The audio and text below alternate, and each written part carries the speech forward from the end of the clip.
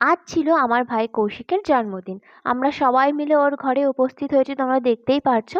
আসলে ওর জন্মদিন করার কোনো প্ল্যান ছিল না, হঠাৎ করে প্ল্যান হলো যে না, বার্থডে সেলিব্রেট করা হবে। সেই জন্য সেরকম কোনো আয়োজনই ছিল না, একদম অতি সাধারণভাবে জন্মদিন করা হয়েছে। আর এটা আমাদের বার্থডে বয়।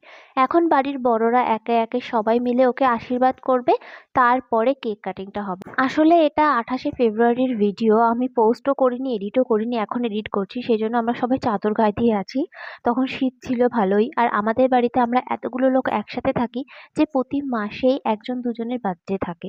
সেই জন্য আমার চ্যানেল যদি তোমরা দেখে থাকো, তাহলে আমার চ্যানেলে প্রায়ই বার্থডে ব্লগ আমি আপলোড করতে থাকি, কারণ এতগুলো লোক সবার বার্থডে হয়। সো এটা স্বাভাবিক ব্যাপার আমাদের বাড়িতে।